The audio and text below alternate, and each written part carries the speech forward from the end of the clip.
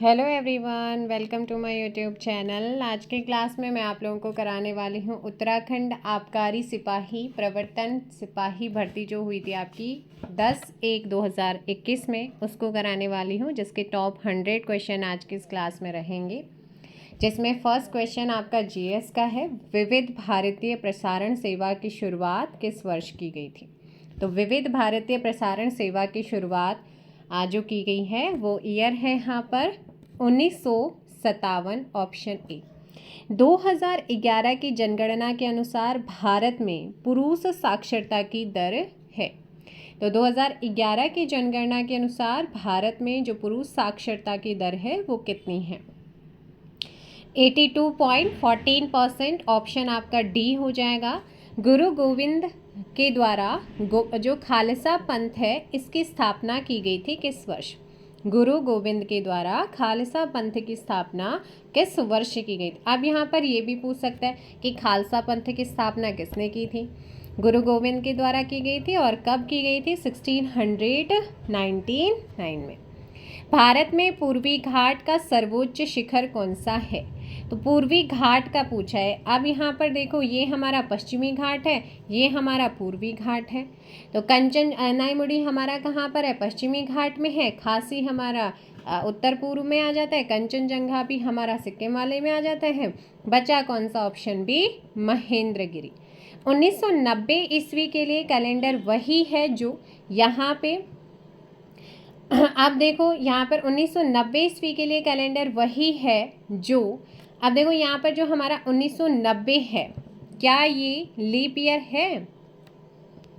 सो यहाँ पे ध्यान रखना, 1990 क्या है? एक लीप ईयर नहीं है, है ना। अब जब लीप ईयर नहीं है तो यहाँ पर देखो 1990 लीप ईयर नहीं है। और आपको पता है कि अगर लीप ईयर होता तब वो 6 ईयर्स में रिपीट होता है, या लीप ईयर्स के बाद वाला जो ईयर होता है वो 6 ईयर में रिपीट होता है।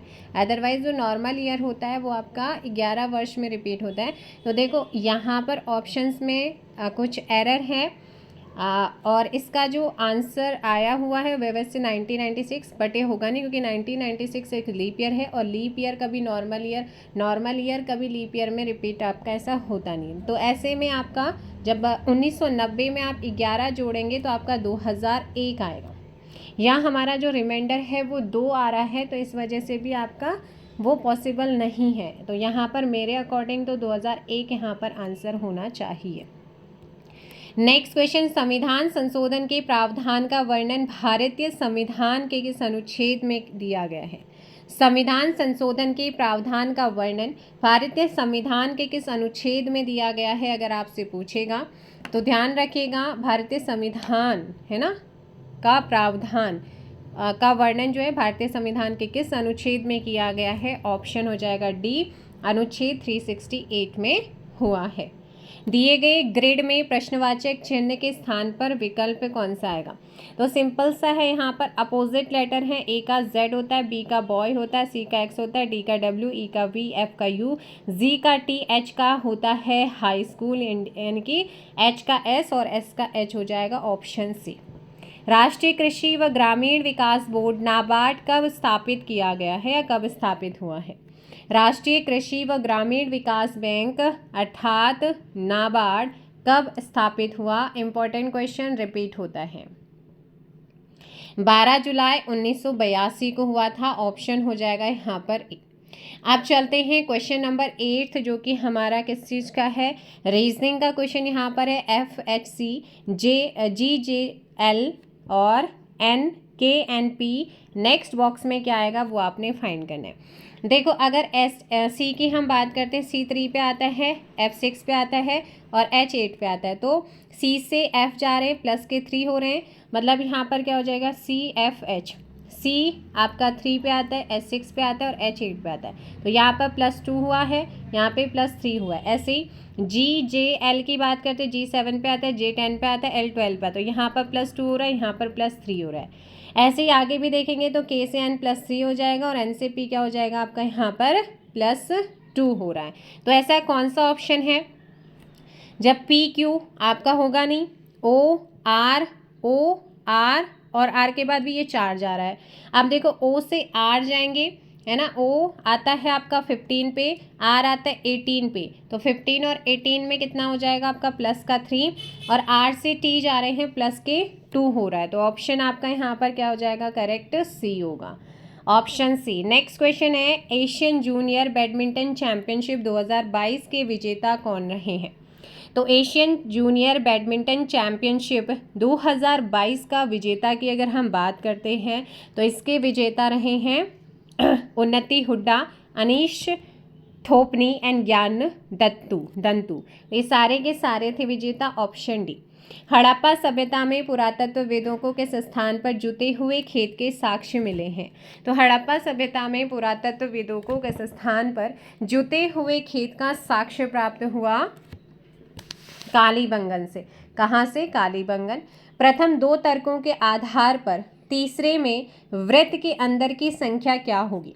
जैसे 3 2 5 4 196 बना है, और 7 6 3 2 आपका 324 बना है, तो 6 3 9 4 आपका क्या आएगा। तो यहाँ पर आपका सिंपल सी चीज़ हुई है, देखिएगा 3 + के 2 + के 5 + के 4 कितना होता है, 5 4 9 10 11 12 13 14, यहाँ पर 14 का स्क्वायर कर दीजिएगा, आपका 196 आएगा। ऐसे ही आप 6 + 3 + 2 + 7 का करेंगे तो ये आपका 18 है, 18 का स्क्वायर 324 आएगा। अब नेक्स्ट का बताओ कमेंट करके। 9 + 4 + 6 + 3 अगर आप ऐड करेंगे 22, और 22 का स्क्वायर कितना होता है, 484। ऑप्शन आपका सी यहाँ पर करेक्ट आंसर होगा। नेक्स्ट क्वेश्चन पे चलते हैं। एक पुरुष का परिचय कराते हुए महिला ने कहा, इसकी माता, मतलब उस पुरुष की जो मदर है वो मेरे पिता की इकलौती पुत्री है। भाई ये कोई मैन है ना, मैन है, और उसकी ओर इशारा, इसकी मदर, उसकी मदर की बात हो रही है यानी कि सीधे आपने जो शुरू करना है ऐसे क्वेश्चनों को, तो मतलब मेरे पिता यानी कि उस महिला, यानी कि महिला के पिता की इकलौती पुत्री। तो अब बताओ, मेरे पिता की इकलौती पुत्री मतलब उस महिला की पिता की इकलौती पुत्री, खुद वो वुमेन हो गई है ना उसकी किसकी, उस पुरुष की माता, यानी कि उसका ये क्या है, बेटा है।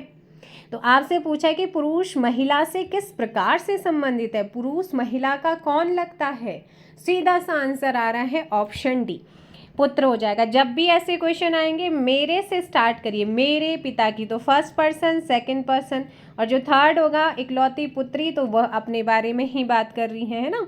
नेक्स्ट है, निम्नलिखित मेमोरी में से किसका उपयोग डाटा को स्थायी रूप से संग्रहित करने के लिए किया जाता है। सो किसका प्रयोग जो है, मेमोरी में से किसका उपयोग डाटा को परमानेंट रूप से संग्रहित करने के लिए किया जाता है, सेकेंडरी मेमोरी। क्या हो जाएगा, सेकेंडरी मेमोरी। पुडुचेरी जो है इसकी प्रथम महिला पुलिस निदेशक कौन थी।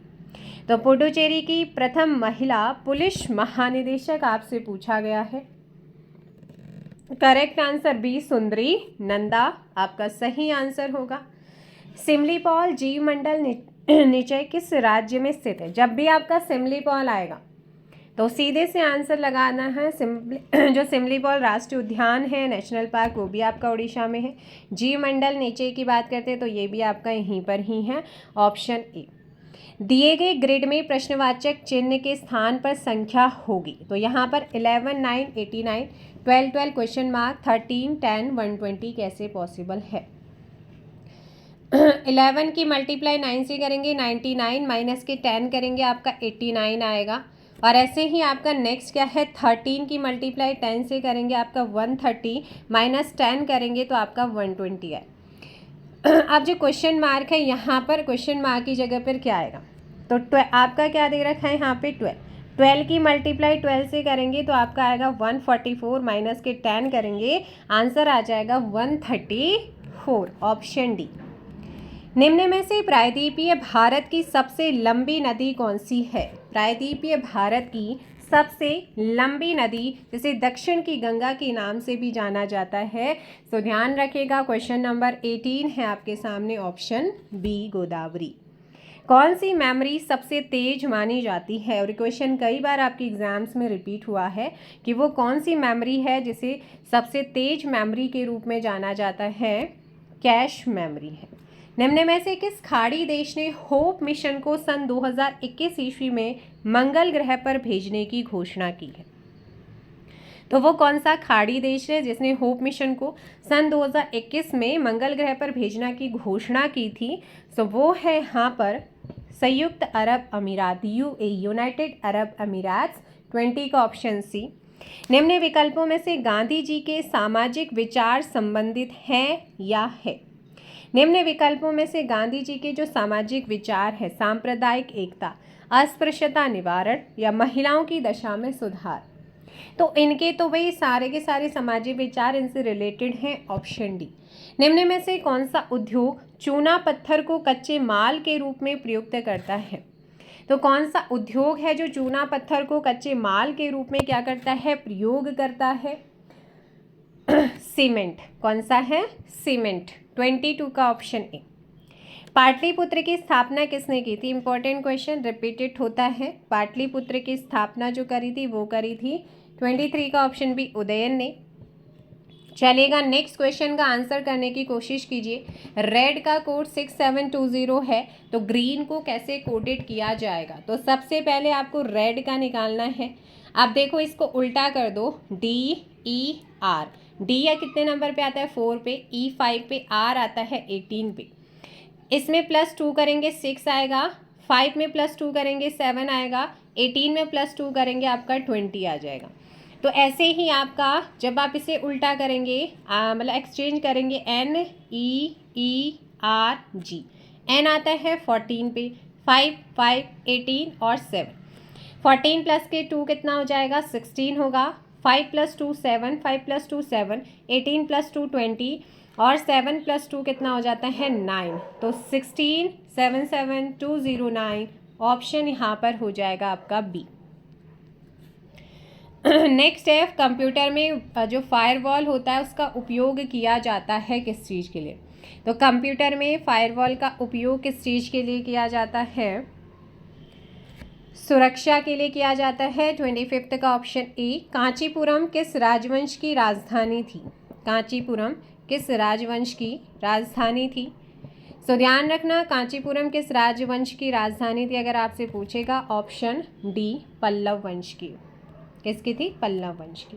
निम्न में से किस देश ने हाइड्रोजन से चलने वाली ट्रेन सितंबर 2018 ईस्वी में लॉन्च की है? तो इसको करने वाला था जर्मनी। कौन था? जर्मनी। सुनामी शब्द किस भाषा से संबंधित है? सुनामी, जो सुनामी शब्द है वो जापानी शब्द है। Option C. भारत में राष्ट्रीय उपभोक्ता दिवस मनाया जाता है। क्वेश्चन आपका पहले भी रिपीट हुआ है। सो भारत में राष्ट्रीय उपभोक्ता दिवस मनाते हैं 24 दिसंबर को। भारत में कर्क रेखा नहीं गुजरती। कर्क रेखा भारत के 8 राज्यों से होकर गुजरती है, और इन 8 राज्यों में कौन नहीं है? ये क्वेश्चन आपका कल परसों की क्लास में भी आपने किया है। ओडिशा इसमें नहीं था। भारत में निम्न में से कौन सा यह निर्णय करता है कि कोई विधेयक धन विधेयक है या नहीं? तो कौन है जो ये निर्णय करते हैं कि कोई विधेयक धन विधेयक है या नहीं? लोकसभा का अध्यक्ष यह निर्णय करता है कि जो विधेयक है वो धन विधेयक है या नहीं है। चलिएगा, नेक्स्ट क्वेश्चन का आप आंसर करेंगे। Question number 32। क्वेश्चन नंबर 32, मौलिक कर्तव्यों का वर्णन भारतीय संविधान के किस अनुच्छेद में किया जाता है? मौलिक कर्तव्यों का वर्णन भारतीय संविधान के किस अनुच्छेद में किया जाता है? अनुच्छेद 51 का ऑप्शन सी हो जाएगा। नेक्स्ट क्वेश्चन, विश्व के किस देश को लोकतंत्र का घर कहा जाता है? लोकतंत्र का घर किसको कहते हैं? स्विट्जरलैंड को। Option D. निम्न में से किसका उल्लेख भारतीय संविधान की प्रस्तावना में नहीं है? राजनीतिक, सामाजिक, आर्थिक और धार्मिक न्याय। प्रस्तावना में सामाजिक, आर्थिक, धार्मिक, सामाजिक, आर्थिक, राजनीतिक, धार्मिक में से किसकी बात नहीं की गई है? धार्मिक की बात नहीं की गई है। अगला क्वेश्चन है, काशीनाथ ने काशी नगर की स्थापना कब की थी? काशीनाथ ने काशी नगर की स्थापना किस वर्ष की थी? क्वेश्चन नंबर 35, 1639 में। 25 जनवरी 2004 से 15 मई 2004 ईस्वी दोनों दिनों को शामिल करना है। इसमें 25 को भी शामिल करना है और यहाँ पर 15 को भी शामिल करना है, तब कुल कितने दिन होंगे। तो यहाँ पर देखो 25 जनवरी 2004, 25 जनवरी अब 2004 क्या है, हमारा एक लीप ईयर है, ठीक है, फरवरी 29 की जाएगी। इसमें हमें 25 जनवरी को भी काउंट करना है। तो जनवरी के अब कितने दिन बचे, हमें यहाँ पे टोटल ऑड डेज निकालने होंगे। तो जनवरी के अब 7 दिन, क्योंकि 25 भी काउंट होगा, 25 के अलावा बाकी 6 दिन, तो 25वां दिन और आपका एक हो जाएगा यहाँ पर आपका 26, 27, 28, 29, 30, 31। तो जनवरी के कितने 7 दिन हो गए। फरवरी 29 की, क्योंकि लीप ईयर है तो ये आपका 29 का जाएगा। और ऐसे ही यहाँ पर आता है मार्च 31, मार्च के बाद अप्रैल के 30 और मई के 15 मई, है ना, 15 मई को भी काउंट करना है, 15 मई को काउंट। जब आप इनको टोटल काउंट करेंगे तो ये आएगा आपका 112 आएगा, 112 आएगा। अब यहाँ पर ऑप्शन में दे रखा है 112 तो नहीं, लेकिन हाँ इन्होंने 1111 को आंसर माना है। हमारा आंसर जो रियल आंसर है वो है 112, है ना, लेकिन इन्होंने माना है ऑप्शन ए को, क्योंकि नियरेस्ट फिर गए हैं। अगर यहाँ पर हम 25 जनवरी या 15 मई को ना लें, एक दिन को कम करें, अगर मैं यहाँ पे 6, 29, 31, 30 और 15 दिन को लूँगी, तब जा कर के वो 111 आएगा। तो फिर यहाँ पर ये अदरवाइज आपका, मैं दोनों दिनों को काउंट करती हूँ तो आपके 112 डेज आएंगे टोटल। तो यहाँ पर देखो जो रियल आंसर है वो 112 ही होगा, लेकिन अब इन्होंने यहाँ पर आंसर माना है 111 को। वो पॉसिबल तभी है जब एक दिन को कम करें हम, 25 जनवरी को ना लेकर के 26 को लें। तो 26, 27, 28, 29, 30, 31 6 दिन को काउंट करेंगे तब, अदरवाइज हमारा आंसर यही होगा। इनमें एरर भी है, इसलिए भी अगर आप प्रैक्टिस करते हैं, क्योंकि PYQ आपका जो आयोग होता है वो कई बार आंसर्स को डिलीट भी करता है। जैसे कि हमारा इससे पहले कौन सा था, क्वेश्चन नंबर 6 या कौन सा था वो वाला, निम्न कार्यों में से केंद्रीय बैंक कौन सा कार्य नहीं करता है। जो केंद्रीय बैंक होता है वो कौन सा कार्य नहीं करता है। देखो जो हमारा केंद्रीय बैंक यानी कि रिजर्व बैंक ऑफ इंडिया, इसका काम क्या क्या, इसका है सरकार का बैंकर है, नोट निर्गमन करता, अंतिम ऋणदाता है, लेकिन लोगों से जमा प्राप्त करना उसका काम नहीं, option B. And next question पे हम चलते हैं कि क्वेश्चन है VGA का पूर्ण रूप क्या है। VGA का पूर्ण रूप क्या है। VGA का वीडियो ग्राफिक्स अरे क्या है, वीडियो ग्राफिक्स अरे। संयुक्त राष्ट्र विकास कार्यक्रम के द्वारा प्रकाशित मानव विकास सूचकांक HDI सम्मिलित करता है। किसको सम्मिलित करता है HDI? सो यहाँ पर प्रति व्यक्ति सकल राष्ट्रीय आय को, ऑप्शन सी।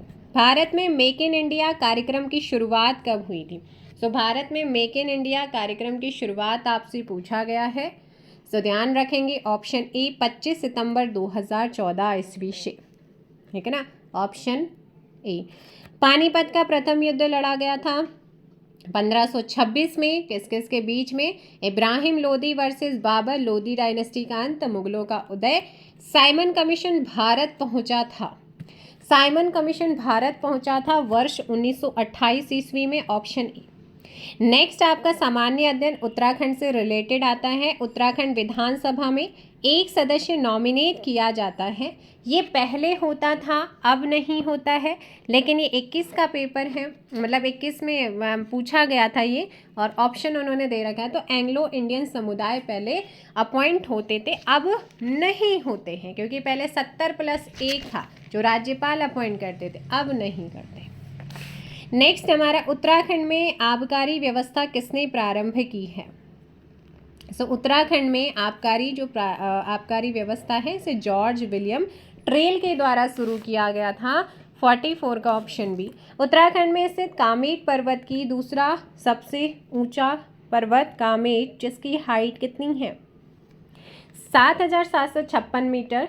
17वीं वन रिपोर्ट 2021 के अनुसार सर्वाधिक वन क्षेत्रफल वाला जनपद कौन सा है, जो कि 18वीं वन रिपोर्ट 2023 जो कि 2024 में जारी हुई है, और वो उसके अकॉर्डिंग भी पौड़ी था और इसके अकॉर्डिंग भी पौड़ी है, लेकिन इस बार यहाँ पर गिरावट देखने को मिली है। 17वीं वन रिपोर्ट के अकॉर्डिंग 3,396.71 एरियाज़ में ये फैले हुए थे, लेकिन इसमें इस बार 18वीं रिपोर्ट के अकॉर्डिंग 3,360.55 ही यहाँ पर क्या है आपके क्षेत्रफल के अकॉर्डिंग एरियाज़ आता है वनों का। तो गिरावट कितनी 36 माइनस 36.16 की है ना। तो ये तो आपका वर्ग किलोमीटर, मतलब आपका ये एरिया के अकॉर्डिंग 2017 में भी बता दिया 18। तो देखो 17 में जो थे, 17 में पौड़ी, नैनीताल, उत्तरकाशी, इनमें सर्वाधिक क्षेत्रफल वाले राज्य थे, वन क्षेत्रफल वाले। लेकिन 18वीं वन रिपोर्ट जो कि 2023 के लिए 2024 में जारी हुई है, इसमें पौड़ी तो पहले नंबर पे है, लेकिन दूसरे नंबर पे उत्तरकाशी आ गया। पिछली बार क्या था, नैनीताल था। अब नैनीताल तीसरे नंबर पे चला गया, इस चीज़ का आपको ध्यान रखना है। और जो 18वीं वन रिपोर्ट है ये 2023 के लिए 2024 में जारी हुई है। अब नेक्स्ट 19वीं रिपोर्ट जो 2026 में होगी, और तब तक आपको इसी वन रिपोर्ट के अकॉर्डिंग क्वेश्चन को करना है। कौन जारी करता है यहाँ पर, तो ये आते हैं हमारी मंत्रालय, कौन सा है, पर्यावरण वन एवं जलवायु परिवर्तन मंत्रालय। मंत्री हैं भूपेंद्र यादव। लेकिन इससे एक संस्था है फॉरेस्ट सर्वे ऑफ इंडिया, 1 जून 1981 में स्टैब्लिश हुई, हेडक्वार्टर देहरादून में है। और यही ऑर्गेनाइजेशन हर 2 साल में फॉरेस्ट सर्वे ऑफ इंडिया ही इस रिपोर्ट को जारी करता है। फर्स्ट द्विवार्षिक रिपोर्ट 1987 में जारी हुई और इस बार 2024 में जारी की गई है, और हर 2 साल में ये जारी होती है। अगला क्वेश्चन यहाँ पर आता है कि उत्तराखंड में नमामि गंगे कार्यक्रम का शुभारंभ कहाँ किया गया था। तो नमामि गंगे कार्यक्रम का शुभारंभ किया गया था ऋषिकुल मैदान से। उत्तराखंड राज्य में बेलमती चौहान तथा हंसा धनाई जानी जाती हैं किस चीज़ के लिए, तो इनको उत्तराखंड राज्य आंदोलन के शहीद के रूप में जाना जाता है। Option C. 2011 की जनगणना के अनुसार उत्तराखंड में महिला साक्षरता की दर क्या है, 70%। टिहरी डैम की जो ऊंचाई है, हाइट है, वो कितनी है, 260.5 मीटर इसकी हाइट है। अक्सर एग्जाम्स में पूछा जाता है। गोरखाओं ने गढ़वाल पर प्रथम आक्रमण 1790 में कुमाऊं पर अटैक करते हैं, और गढ़वाल पर जो अटैक होता है वो कब होता है, 51 का ऑप्शन। फिर यहाँ पर 1791 सही। राजाजी नेशनल पार्क की स्थापना हुई थी कब, 1983 में। स्कंद पुराण में नंदन कानन किस बुग्याल का नाम है, स्कंद पुराण में नंदन कानन किस बुग्याल का नाम है, फूलों की घाटी। दोनागिरी ग्लेशियर किस जनपद में स्थित है, बताइएगा। जो दोनागिरी पर्वत है वो किस जनपद में स्थित है, ग्लेशियर, दोनागिरी ग्लेशियर। ऑप्शन हो जाएगा यहाँ पर डी, चमोली में। उत्तराखंड मंत्रिपरिषद में मुख्यमंत्री सहित अधिकतम कितने मंत्री हो सकते हैं, 12। पूर्वी रामगंगा का उद्गम स्रोत क्या है, पूर्वी रामगंगा का उद्गम स्रोत नामिक ग्लेशियर। नेक्स्ट क्वेश्चन, उत्तराखंड में होम रूल लीग की स्थापना हुई थी, ये आपको मैंने अभी 2-3 दिन पहले भी कराया है। और होम रूल जो लीग था इसकी जो शुरुआत उत्तराखंड के अंदर होती है वो 1914 में हुई। उत्तराखंड का प्रथम उल्लेख किस धार्मिक ग्रंथ में मिलता है, उत्तराखंड का प्रथम उल्लेख किस धार्मिक ग्रंथ में मिलता है, ऋग्वेद। बद्रीनाथ मंदिर के निर्माण के लिए किस कत्यूरी शासक के द्वारा भूमि दान की गई थी, ललिता सुरदेव के द्वारा। झिलमिल ताल उत्तराखंड के किस जिले में है, तो ये हमारे चंपावत डिस्ट्रिक्ट में है। Option D. मेघदूत का कुमाऊनी पद्यों में अनुवाद किसने किया है, मेघदूतम का कुमाऊनी पद्यों में अनुवाद किसने किया है, लीलाधर जोशी ने। देहरादून फुटबॉल अकादमी की स्थापना कब हुई, देहरादून फुटबॉल अकादमी की जो स्थापना की बात करते हैं, क्वेश्चन नंबर 62, ऑप्शन बी 2011। निम्न में से नंदा देवी मंदिर के निकट स्थित ताल कौन सा है, 63 ऑप्शन सी बेनीताल। वर्ष 2011 की जनगणना के अनुसार उत्तराखंड में सर्वाधिक नगरीय जनसंख्या वाला जिला कौन सा है?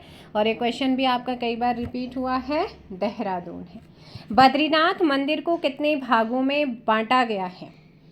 गर्भगृह, दर्शन मंडप, सभा मंडप, यानी कि 3 भागों में। Option C. काठ गोदाम किस नदी के तट पर बसा है? कई बार एग्जाम्स में पूछा है। हल्द्वानी हमारा गोला नदी के किनारे है, तो काठ गोदाम भी इसी के किनारे। उत्तराखंड में राष्ट्रपति शासन लागू हुआ था। उत्तराखंड में राष्ट्रपति शासन लागू हुआ था। Question number 67। तो 67 का आप लोग ध्यान रखेंगे, यहाँ पर ऑप्शन हो जाएगा, बताइएगा, 27 मार्च 2016, ऑप्शन ए। नेक्स्ट है कि निम्न में से कौन सुमेलित नहीं है? निम्न में से कौन सुमेलित नहीं है? तो देखो भाई, यहाँ पर रामपुर तिराहा कांड 2 अक्टूबर 1994, खटीमा कांड 1 सितंबर 1994। एग्जाम में अलग अलग सिंगल क्वेश्चन भी पूछे जाते हैं, ध्यान रखिएगा। या फिर आप लोगों का मसूरी कांड 3 सितंबर 1994, या सभी के सभी गलत हैं। तो यहाँ पर मसूरी कांड जो हुआ था वो 3 सितंबर 1994 को ही हुआ था, जिसमें 6 आंदोलनकारियों की क्या हुई थी? डेथ, यहाँ पर मतलब शहीद हो गए थे। और खटीमा कांड बताइए जल्दी से, खटीमा कांड कब हुआ था? बताओ भाई, खटीमा कांड कब हुआ था? 1 सितंबर 1994 में हुआ। और रामपुर तिराहा कांड की बात करते हैं, किसकी? रामपुर तिराहा कांड कब हुआ था, बताइए। तो यहाँ पे ध्यान रखना, ये 1 अक्टूबर 1994 को हुआ था। सो यहाँ पर जो गलत है वो है ऑप्शन सी, क्योंकि मसूरी कांड 3 सितंबर को नहीं बल्कि 2 सितंबर 1994 को हुआ था, जिसमें हमारे 6 आंदोलनकारी जो थे वो शहीद हो गए थे। तो यहाँ पर 3 सितंबर करिएगा, ऑप्शन सी। मानसरोवर यात्रा उत्तराखंड के किस स्थान से चीन में प्रवेश करती है? जो मानसरोवर यात्रा है वो उत्तराखंड के किस स्थान से चीन में प्रवेश करती है? ऑप्शन बी, लेपुलेख दर्रे से। निम्न में से 27 अप्रैल 2017 को उत्तराखंड के किस शहर को महानगर घोषित किया गया था? ऋषिकेश को। उत्तराखंड भारतीय गणतंत्र का राज्य रहा है। हिमालयी राज्यों में 11वां नंबर था और भारतीय राज्यों में अगर बात करते हैं 27वां। उत्तराखंड के 6वें राज्यपाल कौन थे? तो 6ठे राज्यपाल की बात करते हैं doctor Krishnakant Paul. Option D आपका सही आंसर होगा। नेक्स्ट क्वेश्चन, कुमाऊं का सबसे प्राचीन व्यापारिक मेला कौन सा है? तो कुमाऊं का सबसे प्राचीन मेले की अगर बात करते हैं तो ये है बागेश्वर मेला, ऑप्शन बी। नेक्स्ट है, गंगनानी तप्त कुंड किस जनपद में है? गंगनानी तप्त कुंड कौन से जनपद में है? उत्तरकाशी। 74 का ऑप्शन ए यहाँ पर सही होगा। कोटेश्वर डैम का निर्माण किस नदी पर किया गया? क्वेश्चन भी आपका कई बार रिपीट हुआ है, कोटेश्वर बांध। भागीरथी। अंग्रेजों ने किस सन में गोरखा शासन को उत्तराखंड से परास्त किया था? तो इनको परास्त किया था 1815 में। उत्तराखंड राज्य में अटल आदर्श मार्ग योजना किस वर्ष प्रारंभ हुई है? वर्ष 2009 ईस्वी, ऑप्शन डी। नेक्स्ट है, उत्तराखंड राज्य शैक्षिक पुरस्कार योजना कब प्रारंभ हुई है? 2009 में ही ये प्रारंभ हुई थी। अगला क्वेश्चन आता है यहाँ पर, ठीक है ना। अगला क्वेश्चन क्या है? 79। उत्तराखंड राज्य में किस वर्ष को पर्यटन वर्ष डिक्लेयर किया गया था? तो यहाँ पर पर्यटन वर्ष डिक्लेयर हुआ था 2015। निम्न में से क्षेत्रफल की दृष्टि से उत्तराखंड का सबसे बड़ा अभयारण्य कौन सा है? केदारनाथ पशु विहार। हिंदी के क्वेश्चन, तुरंत सोचकर निर्णय लेने वाला कहलाता है। जो तुरंत सोचकर निर्णय देता है, प्रति उत्पन्न मति, ऑप्शन बी। निम्न में से स्त्रीलिंग शब्द कौन सा? द्विज, शिष्टाचार, तृष्णा या युगावतार? ऑप्शन सी तृष्णा हो जाएगा। नेक्स्ट क्वेश्चन है, निम्न में से आकाश का पर्यायवाची शब्द नहीं है? दृग। दृग आकाश का नहीं होता है। निम्न में से ध्यान पूर्वक शब्द है? ध्यानपूर्वक शब्द कैसा है? ध्यानपूर्वक क्रिया विशेषण अव्यय है। कैंची शब्द कैसा है? कई बार एग्जाम्स में रिपीट हुआ है, पुलिस वाले ध्यान रखेंगे जिनका पेपर है आपका तुर्की। दारुण शब्द का अर्थ क्या होता है? दारुण भयंकर, भारी, कमजोर या फिर हल्का। भयंकर होता है इसका मतलब। अन्वेष शब्द का जब व और य के साथ आपका आता है आधा वर्ण, कौन सी संधि होती है? जल्दी से बताइए। अनुधन अय ऑप्शन आपका। भाषा के वे लघुत्तम सार्थक खंड जो शब्द में अंत में जुड़कर नए शब्दों का निर्माण करते हैं, जो अंत में जुड़कर करते हैं उनको कहते हैं प्रत्यय। कवयित्री महादेवी वर्मा का जन्म कब हुआ था? सन 1907 ईस्वी में। निम्न में से आलोक शब्द का विलोम है। देखिए, अगर आपको उत्तराखंड देखना है तो 77 वीडियोस या मैराथन वाली आप क्लासेस देख सकते हैं। हिंदी साहित्य के लिए 22 वीडियोस का प्लेलिस्ट बने हैं, आप उसे देख सकते हैं। तो आलोक शब्द का विलोम क्या होगा? अंधकार। उड़ती चिड़िया पहचानना मुहावरे का अर्थ क्या है? यानी कि रहस्य की बात जानना। नेक्स्ट, निम्न में से व्यक्तिवाचक संज्ञा नहीं है। किताब व्यक्तिवाचक नहीं है। अनुशासन शब्द कैसा है? अनुशासन शब्द कैसा है बताइएगा। अनुशासन शब्द कैसा है? कमेंट करो जल्दी और वीडियो को लाइक भी कर दीजिएगा। तो इसका सही आंसर हो जाएगा 293 का ऑप्शन सी यौगिक है। दाज्यू किसकी रचना है? दाज्यू किसकी रचना है? आपको करा रखा है। तो देखो भाई, यहाँ पर अगर दाज्यू की हम बात करते हैं तो 94 का ऑप्शन डी होगा, शेखर जोशी। और किताब कैसी संज्ञा है बताओ? जातिवाचक है। वह मनुष्य नहीं देवता है, इस वाक्य में वह क्या है?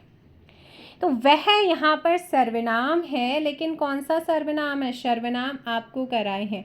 वह मनुष्य नहीं देवता है, निश्चयवाचक है। Option B. 95 का बी। चमाचम शब्द कैसा है? चमाचम शब्द कैसा है? तो यहाँ पर जल्दी से बताओ। क्वेश्चन हो जाएगा, चमाचम शब्द है आपका देशज है। क्या है? देशज है। ठीक है ना? क्या है आपका? देशज हो जाएगा। और जो दृग होता है वो आँख का होता है। अक्षी, लोचन, नयन का पर्यायवाची, ऊपर आपने दृग पढ़ा था। मोहन एक अच्छा खिलाड़ी होते हुए भी पढ़ने में तेज है। यह कैसा वाक्य है? होते हुए भी, तो यहाँ पर ये हो जाएगा कौन सा? मोहन एक अच्छा खिलाड़ी होते हुए भी पढ़ने में तेज है।